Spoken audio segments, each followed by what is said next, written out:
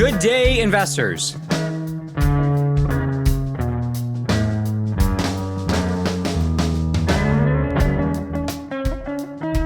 I am your host, Jared Bowers. Welcome to what I believe is going to be our 20th episode of the podcast. A score of episodes. Look at that.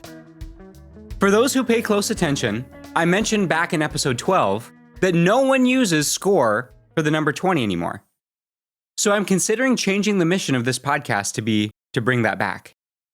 Forget my old mission of using my knowledge and experience in investing to help people invest better in the areas of life they care about. And 407 episodes later, my guess is that we will have 0 listeners. On that same note, a past intern once accused me of being weirdly obsessed with the number 20. He noticed 20 and multiples of 20 being used everywhere in my writing, podcasting, training. I never noticed it before, but now I do see 20 everywhere, and I can't unsee it. Okay, for those of you who are still listening, today we are going to talk through one of the most powerful and most important investment concepts that exists. And to start on that, I would like to ask you to attempt the following. Think of something in life that is equally likely to go both ways. Either way. Could be good, could be bad. Equal chance. Might win, might lose. Gotta wait and see. It's maybe up, it's maybe down. Only time will tell. Consider that. Can you come up with any? I gotta tell you, I'm having a hard time coming up with any myself. And there is a reason for that, which we will get into shortly. We act like a lot of things in life are that way. We treat many decisions like that, or at least close to it. That there are equal chances of left or right, good or bad, up or down. We have pro-con lists and decision trees to help us choose from all these decisions that have equal outcomes in opposite directions. We have multiple phrases for this situation. 6 in one, half a dozen in the other. Tomato, tomato. Potato, potato. I've heard tomato. I've never heard potato. Or my favorite one, a horse apiece. Where did that phrase come from? We often operate as though we are trying to choose between 2 outcomes of equal payoff. Those types of equal outcome possibilities in different directions might be common when it comes to little things. Things like whether to get chocolate or vanilla, whether your team will win or lose, whether she'll text you back, whether we remember to take out the garbage. Maybe I will, maybe I won't. That's when it might be 6 in one, half a dozen in the other. These would be described as symmetrical outcomes. Roughly equal probability in either direction. But, in my experience, equal probability outcomes are much less common when it comes to bigger decisions. The big things might be whether to get married or not, whether to take the job or stay where you're at, whether to move to a new city, whether to accept that leadership role, whether or not to make that investment. These things don't have symmetrical outcomes. There's not potato-potato here. These big decisions almost always have unbalanced outcomes, what would be described as asymmetrical outcomes. I've mentioned the phrase asymmetric return profile a couple times in the past, and I promised that we would eventually get into it. The reason it's important to cover is that so many things that we can and do invest in have asymmetric return profiles. That simply means that the outcomes, the returns, are not balanced. This can be true in both directions, both on the downside and on the upside. And identifying and understanding these return profiles is crucial for long-term investment success, both for capturing upside and avoiding downside. And that's what our discussion about risk over the past few weeks has been all about, right? That's why we care about this topic. This, understanding asymmetric returns, I believe unlocks one of the very few cheat codes, real cheat codes, in life. And if we understand this and invest accordingly, we can stack things unfairly in our favor. Or at the very least, avoid things being stacked unfairly against us. I don't know about you, but I don't want a fair fight when it comes to my returns in life. I want them stacked in my favor as much as possible. I am not interested in tomato-tomato outcomes. And I do know about you. You feel the same way. Asymmetry is an important and often ignored aspect of measuring risk. Understanding the other side of downside, otherwise known as upside. It would be like me to describe upside as the other side of downside. But opportunity cost is real. With opportunity cost, the side of action of choosing has real cost. We have given up the opportunity to choose the rest of the available options. And we have to count the cost before choosing. When we choose peanut butter brownie chocolate swirl ice cream, because of course, we reject all other flavors during that decision period. My wife often will second guess her ice cream flavor choice, which leads to less satisfaction. The opportunity cost of that is real for her. When we marry one person or accept a job offer, we reject all other options. And if we think we can have it both ways, we may end up getting caught on the kiss cam at a Coldplay concert with the wrong person. When committing to a choice, we have given up the opportunity to choose the rest of those available options, and we must count the cost before choosing. On the other side, with inaction, there is also a real opportunity cost. What could have been gotten but wasn't. As we just talked about in the last episode, often the bigger risk is in the returns that we give up as a result of inaction, not in potentially losing what we have now as a result of taking action. And to help us set the stage with asymmetric return profiles, let's talk specifically about the stock market. I spend a lot of time with my investment students on this topic because it is such an important part of investing. And it's a hard thing to grasp for many people. So many of us look at risk and opportunities as equal directions, up and down. But that is just not the case with most important things in life, the stock market being near the top of that list. Early in our investment class together, I ask my students this very simple question to illustrate this. When you invest, let's say $100 in a company's stock, what is the most that you can lose? Should be an easy answer. By the way, whenever I have a new batch of students, they are primed and ready to expect trick questions. So when I ask a question like this, usually I just get back blank stares of mild distrust for the first few weeks, until they believe me that the seemingly obvious answer really is the correct answer. Again, that's one of the great things about finance and investing. Easy math, straightforward answers in many cases, often divisible by 20.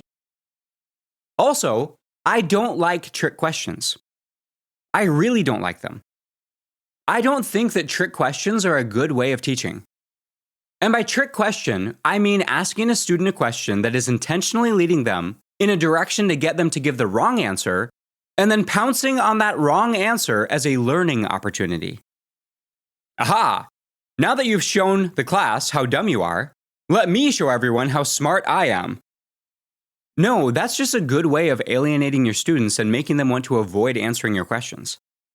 So I spend quite a bit of time convincing my students, teaching them, that when I ask a question that seems to have an obvious answer, it almost always does have that obvious answer. I don't ask trick questions.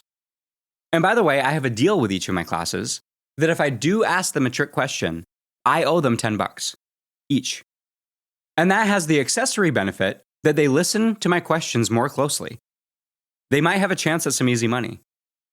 Anyway, after that aside, if you've forgotten what my question was, and I don't blame you if you did, it was very simply this. When you invest $100 in a company's stock, what is the most you can lose? Yes, you are correct. It was not a trick question. $100 is the most you can lose. Okay, very good. Now for the next question that I ask as a follow-up to that. What, when you invest $100 in a company's stock, is the most that you can gain? And at that point, my investment students slow down a bit because they're hesitant to answer. Not necessarily because they think it's a trick question, but they're wondering if their intuition is right. The answer is, it is unlimited. There is no cap to what you can earn from that investment. It probably won't go to infinity, but it might try to get there. And it can't go below zero as long as you didn't borrow money to make that investment. And that, my friends, is an asymmetric return profile. This is an illustration, a very clean and direct illustration of what I mean by asymmetric return profile of the market. Limited downside, unlimited upside. That is a powerful reality and something that stacks the odds massively in our favor. And truly, may the odds be ever in your favor. If there is one aspect to investing that explains why it's so powerful and why so many people build wealth doing it, maybe besides compounding, which is very much related and intertwined with this, it is the asymmetric return profile of the market. If the return profile of the market was balanced, we could only earn as upside the same amount as downside, or if it was unbalanced in favor of the downside, then I would not be a portfolio manager. I would not be teaching my students how to invest in the stock market, and I would probably not be in your ears right now. It would not be worth the risk. But I am doing all those things because it is worth it. Now, just as a brief aside, asymmetry to the upside isn't necessarily the default setting of the market, at least not in the way that most people use the market. Because most people who actively participate in the stock market use it as a gambling tool, not as a business owning tool. And we can, and many people do, turn the market into an asymmetric profile in the negative direction by using it improperly, stupidly. We will dig into this in a lot more detail when we talk about investing versus gambling in zero-sum, negative-sum, and positive-sum games. But using the market as a tool for owning quality businesses for a long time, which can be as simple as just owning a broad market index fund, that is where the asymmetric return profile setting is flipped in the positive direction. Limited downside, the amount we invested, and unlimited upside, our future returns. Being a long-term business owner investor is not a 6 in one, half dozen in the other exercise. Not even kind of. Instead, it is the closest thing we can get to phenomenal cosmic powers. And when we look at other areas of life, the same is true. It may be a little bit more mushy to calculate our asymmetric return profiles, maybe not as cleanly as we can with money, but they are still there, and we can still identify them. These are much more common than zero-sum or equal outcome situations that we need a pro-con list to figure out.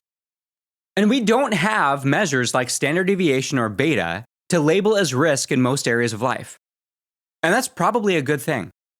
Otherwise, we would have people over-indexing on that single measure, calling it risk, and avoiding making decisions like they do in financial markets. With positive asymmetric return profiles in life, just like with money, the risk of inaction, not doing the thing, is often the bigger and more important risk that needs to be considered. More so even than the risk of action. Again, this was the overarching theme of our last episode. And we have plenty of evidence that the asymmetric return profile of both upside and downside exists all across life. Things like marriage, changing your job or career, moving to a different city, having kids, buying a house. All those things sound and feel risky, especially when we are considering them ourselves. They feel especially risky right before we make that decision. But for those of us who have done most of those things, and maybe some of those things multiple times, the vast majority of those outcomes were quite positive when it came to the payoff. And for most who make those decisions, the payoff isn't done at some point. It continues paying off. And I think that's true for the vast majority of those situations and opportunities that I mentioned. Marriage, buying the house, career change out of the drudgery and into an area of passion, having kids. If the asymmetric return profile didn't exist, if there was equally as much downside to those decisions as upside, you'd find about half of those people who really regretted doing those things. It worked out for some, but not for others. They got a horse apiece. But for the people that I know, and this is true in my own life as well, Regret is just not the case in the majority of those situations, especially with those who are investing well and have a wealthy mindset and approach to life. The vast majority of people that have made those decisions, taken those risks, are happy that they did it because they are collecting the positive returns for them. Those do not represent possible payoffs stacked equally on one side and on the other, both upside and downside. Those are outcome sets stacked massively on the positive side. With these situations, the biggest downside is on the side of not doing it, inaction. Again, this is the asymmetric return profile in action in real life. So many things feel risky, but it is actually riskier to not do them because of that positive asymmetry. Things like truly committing in a long-term relationship, putting a ring on it, so to speak, or literally, putting down roots in a community, really getting involved and digging in, raising your hand to lead. How about diving into that opportunity to serve? Volunteer in an organization that you care about. Again, that is almost certainly an example of asymmetric returns in the upward direction. How about starting a business? That's a higher risk endeavor for sure. Most new businesses fail, but the upside is far greater than the downside. What can be gained is so much greater than losing some of your money or your time and maybe being a bit embarrassed if it doesn't work. How about really going for it with that hobby? This ties back to what we talked about in episode 17, when I did my best to convince you to waste your money.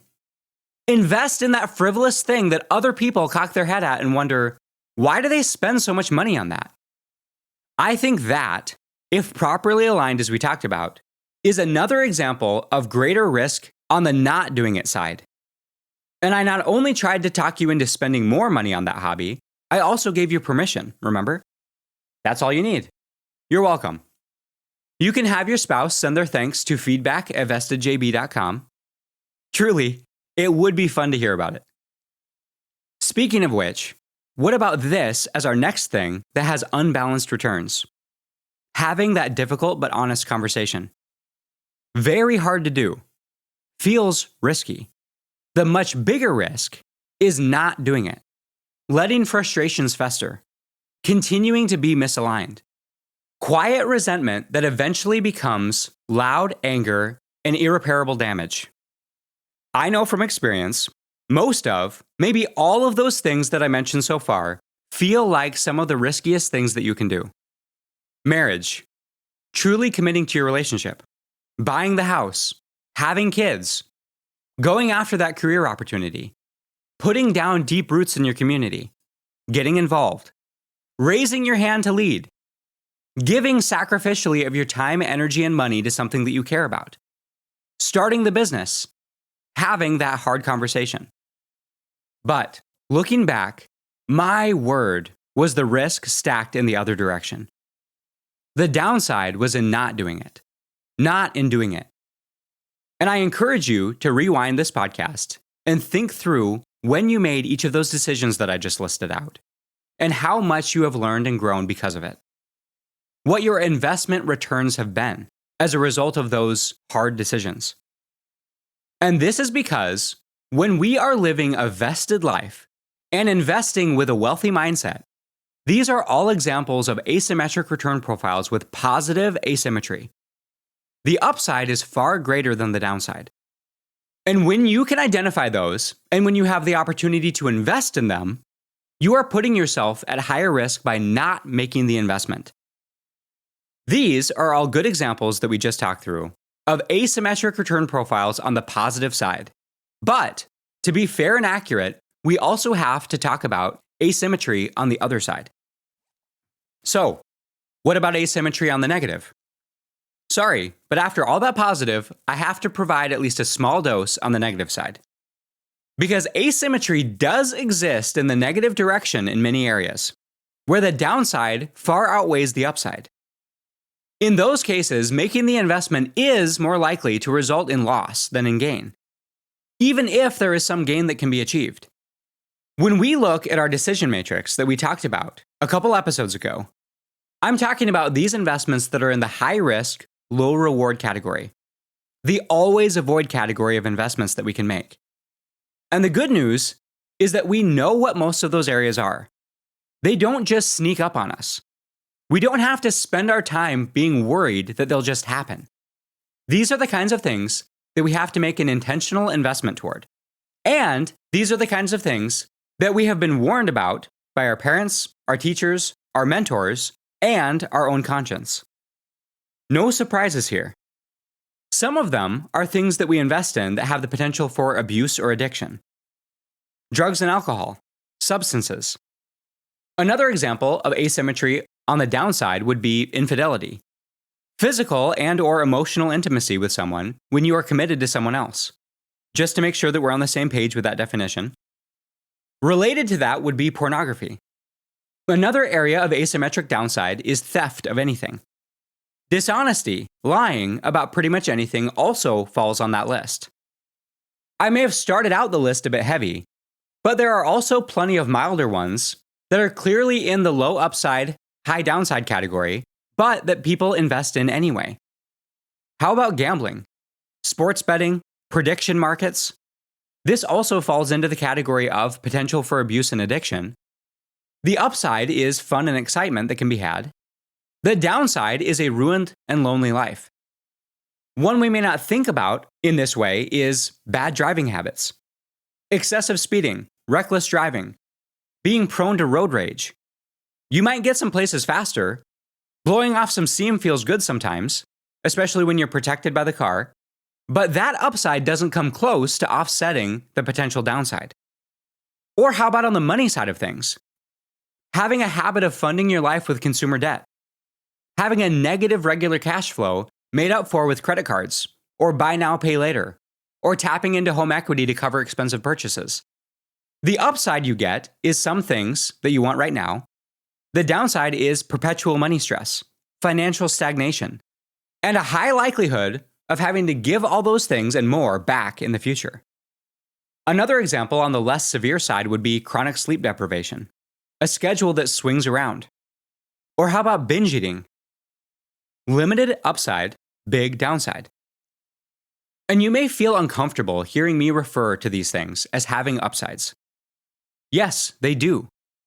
We have to be honest and acknowledge that there are some upsides to each of these. Substances, cheating, porn, lying, gambling, maxing out consumer credit, they all have upsides. I hope it's not too offensive for me to say this, but it's true. Even in the more severe side of things, there's almost always some sort of upside. Often a really attractive or really powerful short-term upside. Otherwise, why would people pursue them in spite of the long-term downside being so great? The upsides are things like excitement, escape, easy money, adventure, novelty, shortcuts. They all give us a quick return for what can seem like a low cost. And many times the upside is very real and very strongly felt in the short term. That's why people invest in these things. That's why they do them. There's a very immediate payoff. While the risk, the downside, is not usually realized in the short term. In almost all of these cases, it can look like the downside can be sidestepped or avoided altogether. But that's only in the very short term. The bill comes due eventually. And these things have a very negative expected payoff in the long term and a negative balance that compounds. It works the same way as investments that we make in other areas of our lives. Those asymmetric investments on the downside compound and then pay off. But in this case, it is a negative payoff. Maybe not for a while, because we can often get away with it for a long time. No one knew, no one saw, I had a good time, I'm still alive, I could stop if I want to. It's not a big deal. But if we're charting the returns, the upside is a little hill, and the downside is a massive canyon. If we're trying to assign a money value to this kind of return distribution, the possible upside is a quick couple grand, and the downside is an IOU that just says everything you own right now and everything you will own in the future. If the upside is a 2-story house, the downside is a nuclear missile silo. Roll the dice enough times for long enough, and the asymmetric return profile in the wrong direction will eventually rear its ugly head. If we make deposits in those accounts, we are earning for ourselves a negative account balance. And that balance will come due. The account will mature. Positive asymmetry is like planting an orchard that may take a really long time for the returns to be noticeable, but is going to have a payoff for a very long time to come. Hard to get started, a lot of work to get it going, but almost limitless in terms of what it can produce, especially in the long term. Negative asymmetry, investing in those things that we talked about just now, that is more like juggling chainsaws. It may be fun and exciting for a while. Actually, that's probably a bad analogy. It's more like tossing the consequences behind us into a trash compounder, the opposite of a trash compactor, where the downside grows until it reaches a tipping point and dumps everything we deposited and the interest it accrued directly onto our head. Some of these are like tossing a lighted match into your backyard every day. May not start a fire for months, years, but one day it burns down the entire neighborhood. So, how do we identify and avoid negative asymmetry in our lives? Well, we talked about some of them, and it's not hard to identify them. If we're still struggling, here's an easy rule of thumb. What did your mom or your grandma say when you were a kid? We should probably listen. But even beyond those specific things that we already identified, we have a really good sense of what those asymmetrically negative things are or what they might be. Often, we just ignore the warning signs or what our conscience is telling us if we're intent on making those investments. But we have to be eyes wide open that there are actually very few equally balanced return profiles, symmetrical return profiles in the things that we invest in, equal downside and equal upside. Going back to our opening thought experiment, I tried to think about what those examples would be. And I had a very hard time coming up with even a single good example of what a symmetric return profile in life would be. Everything that I can come up with that is meaningful in any way falls into either an asymmetric return profile on the upside or an asymmetric return profile on the downside. So categorizing them is not the hard part. What's hard is doing the right thing once we've made that categorization. If we can identify those clearly and be honest with ourselves and then invest accordingly, we can avoid most of the downside returns that life can generate.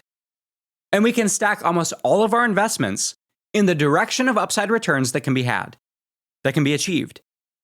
And having identified those positive asymmetry investments to pursue and the negative asymmetry investments to avoid, we can invest with confidence despite the challenges, despite the ups and downs that will inevitably come.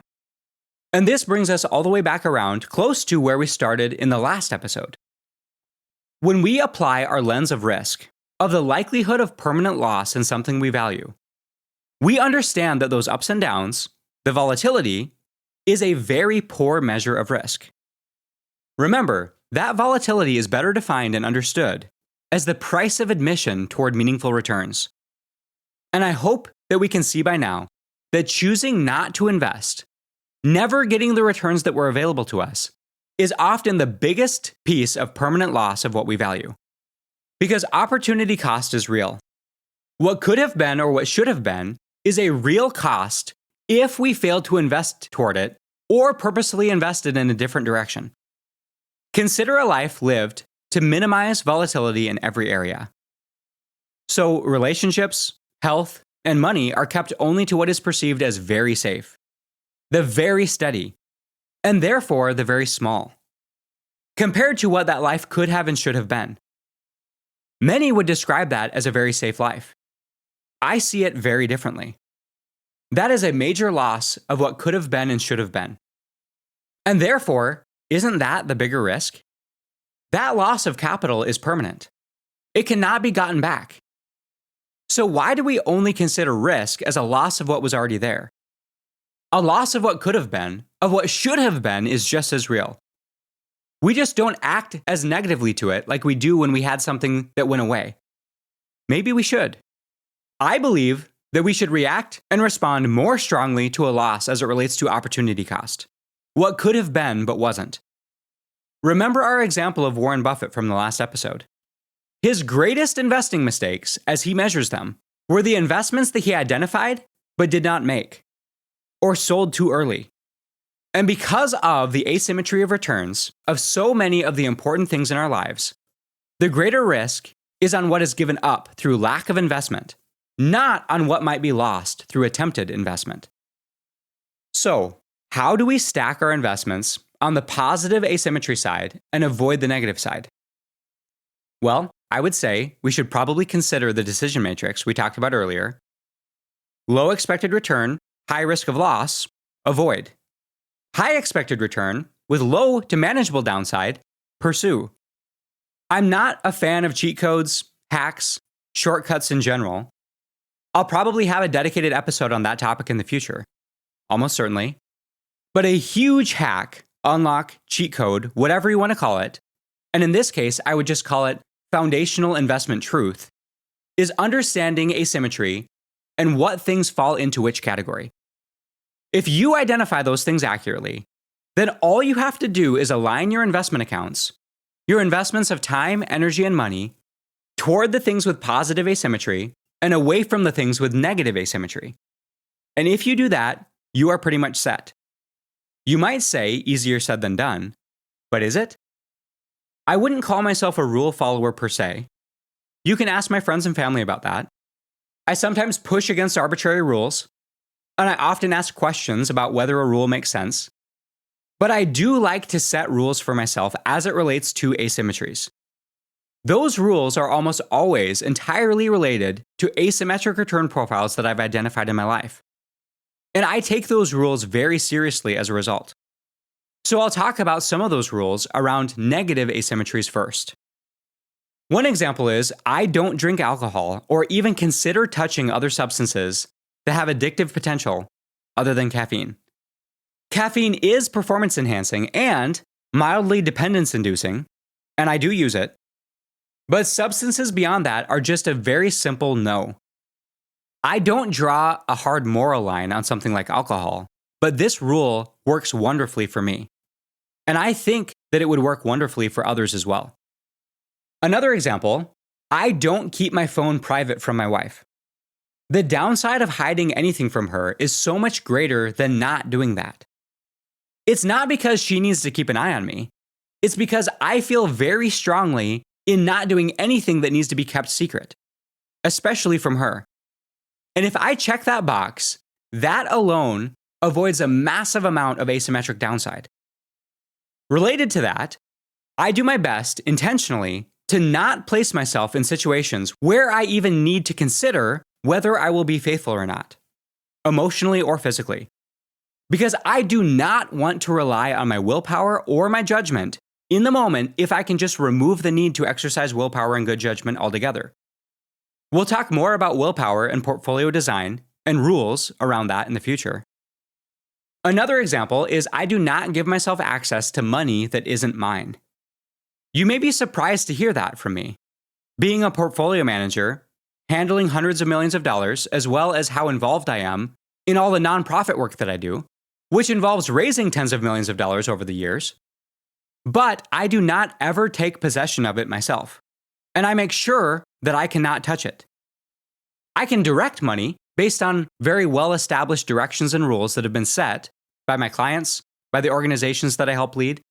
I move a lot of money around that isn't mine, but it is only down pathways that they themselves have set, into or out of investments within their investment account, into or out of their bank account and investment account, as very specific directions that have been established. Anything beyond that needs explicit permission from the owner of that money. This removes the ability for me to do anything wrong with other people's money, which I'm not so much worried about, but it also has the even bigger benefit of removing most possibilities of being able to be accused of doing something wrong with money that isn't mine. If money disappears or goes somewhere it wasn't supposed to go, it wasn't me. Another example is I do not take on debt that creates fragility, that introduces risk into the equation. If I borrow money, it is going to be for a specific purpose, which does not include buying something that I can't afford. Some of these things that I just talked through might seem unnecessary or even overboard. But all of them are built around avoiding asymmetric downsides. Some of them massive. I also have rules for positive asymmetry. Because as we know, avoidance alone is a bad strategy. So moving past the examples on the negative or avoidance side, I have rules that I set for myself on the pursuit of asymmetric upside as well. For instance, I make sure that I have positive cash flow. That is a rule that I have for myself and that I have followed for decades. The gap between my income and my expenses is positive, and I invest the difference. If I was to point to one single habit that I have set and followed that has resulted in the biggest benefit to me and my family financially, it would be that. Another example of what I do, I eat to fuel my body appropriately every day. That is my default nutrition plan. How I do it is a bit more involved, and I might talk about it in more detail at some point in the future. But that is the basic rule that I set and that I follow. Because proper nutrition and proper fueling has such huge asymmetric upsides. I also move with intention every day as a rule. You might wonder why I don't say that I exercise every day as my rule, and that's because I don't. Moving with intention is not the same as exercise. I exercise most days, sometimes twice a day, but I also very intentionally don't exercise on some days. But I still move with intention. Family walks, recovery movement, mobility. That single rule has resulted in huge asymmetric upside in my life. Another positive asymmetric activity that I have is family dinner as well as devotions and prayer with my family. This happens almost every evening, as a rule, unless life throws a curveball or we have intentionally decided to pursue something else based on schedules, but we get right back to it. And the returns that have been generated from that might be hard to quantify, but they are clear. They are huge, and they are asymmetrical on the upside. Another example is that I make sure to spend about 7.5 hours a day on my phone. Just kidding. I spend 7.5 hours a day in bed. More accurately, at night. And I go to bed and wake up within about 15 minutes of my normal sleep and wake times every day. That doesn't just keep me on schedule and make sure that I have enough sleep, but the consistent sleep and wake times is a serious hack. It's becoming more clear that 7 hours of sleep on a consistent sleep and wake schedule, within at least 30 minutes of the same bedtime and wake time every day, beats 8 and maybe even 9 hours of sleep on a schedule that swings around. These all might seem simple, but they all have massive asymmetric upsides. If they are followed consistently, they solve for a lot of ills just by following those simple rules. And they don't just solve for ills, they result in positive asymmetric returns by doing them year after year. And with some of them, decade after decade already. And it didn't even take that long. Just a couple decades, my friends. I have seen the returns of those, and I expect to get even greater returns from them in the future. Because, remember, the asymmetry is on the upside, and the returns compound. So, what is the takeaway from all this? How can we apply it? Besides all that we've already talked through, focus on two things. Maximize for avoiding game over scenarios by avoiding negative asymmetry. Then, maximize for capturing upside by investing in positive asymmetry. And I would ask you to consider this. What is the always do and never do list that will align your investments toward the positive asymmetry and away from the negative asymmetry? That is your hack. That is your cheat code. Which isn't a hack or a cheat code at all. It's just good risk analysis applied to purposeful portfolio management. Set the rule, follow the rule, benefit from the rule. If it's an asymmetric return investment on the positive side, crank up that investment or start doing it in the first place. If it is an asymmetric return investment on the downside, immediately direct your investment resources elsewhere, or don't do it at all. As we wrap up our mini-series diving into risk, these past 3 episodes, let's keep in mind that most of risk management in life is aligning our daily habits in a way that, if repeated consistently for a long enough period of time, will result in more of the returns that you want and fewer of the returns that you don't want. Managing risk is mostly an exercise in making sure our investment macros are flowing in the right directions. And remember, volatility will happen. And when it happens, we have a couple choices. We can weather through it as the cost of admission, or take advantage of it as a chance to invest at a better price. We should not take the third option, which is to avoid it. If we have our lives aligned and invested on the positive asymmetry side, that volatility is very likely going to be a good thing for us. Because yes, there will be ups and downs, but it will be on a trajectory that is jaggedly upward and to the right. Those are the return trajectories that we are shooting for. And it is not possible to achieve upward and to the right returns without some jagged peaks and troughs along with it. That is true in money investing, and it is true in life investing. Aligning our investments on the negative asymmetry side is how we move down a path of jaggedly downward and to the right. We definitely want to avoid that. And we know how to do it because we know what most of those investments are. Don't avoid volatility and don't see it as a bad thing. Align your investments to capture the right trending direction of it. Align your life with positive asymmetry, and the ups and downs become your friend, not a stand-in measure for risk. Remember what I ask my students. If you have $100 to invest, what is the most that you can lose? And what is the most that you can gain? When our investments are aligned with positive asymmetry, the downside is limited and the upside is unlimited. Let's start to live and invest like that is true. And if you do, get ready for great results. Remember, those ups and downs, those peaks and troughs, is the waveform pattern on the heart rate monitor of life. And we do not want a flat line. Okay. Thank you for investing in yourself and in those around you. I will talk to you next time.